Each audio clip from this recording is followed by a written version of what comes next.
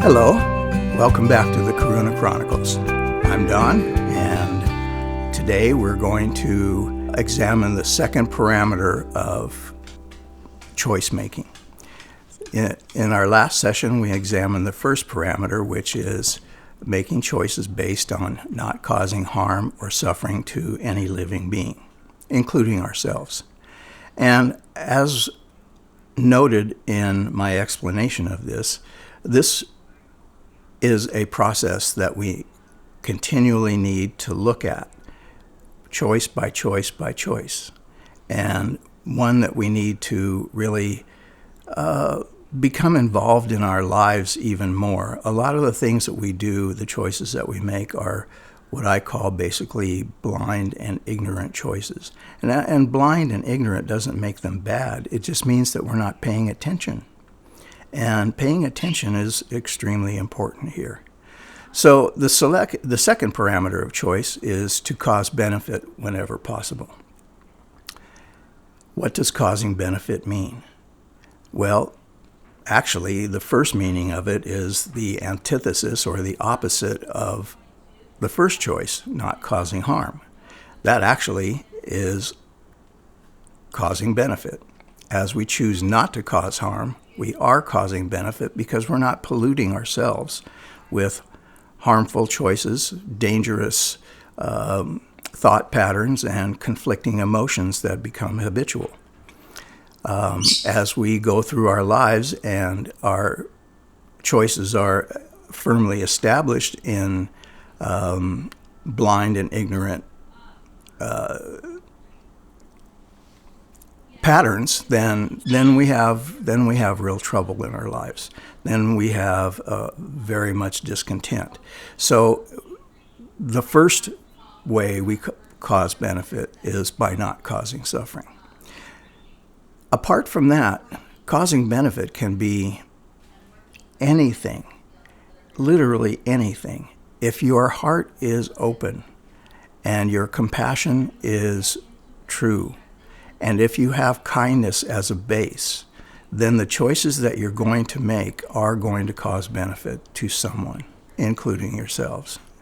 And these choices can be one-on-one, they can be intrafamiliar, familiar, they can be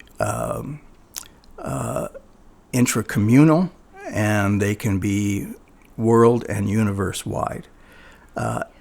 Everything that we do has effect, and it has an effect on somebody or something.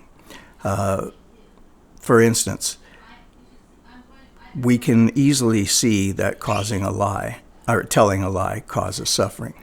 But some of us don't see that taking a plastic bag from a supermarket and letting it go to the landfill, where it may or may not ever dissolve, can, in the long term, cause harm to our environment, to our earth. I think that we're seeing and becoming much more aware of the gross pollution that we have had in the last 150 years or so, and people are becoming more aware of that. And that's a good thing, because we need to be aware that to live on this earth, we need to be kind and compassionate and loving to the earth, the same as we do to people. So causing benefit has such a wide sphere and such wide parameters of our ability to be wiser in our choices, more open in our choices, and definitely more compassionate and generous in our choices. And it's hard to really give specific examples. I just did with plastic. But, there are those that would argue that there's nothing wrong with plastic. We have climate deniers. We have climate proponents.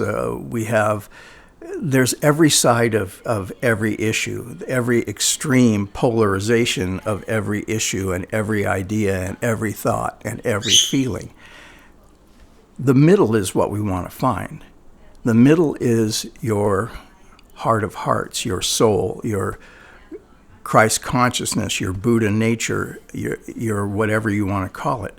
And from this standpoint, benefit is caused when we use this to develop and generate compassion and loving kindness and wisdom and so on, and to be the basis point of our choices, so that as they roll through our brain and come out through our bodily activity or our speech or our mind, the basis and the generation of all of it is through altruistic, intrinsic, unchanging, immutable knowledge. That becomes beneficial.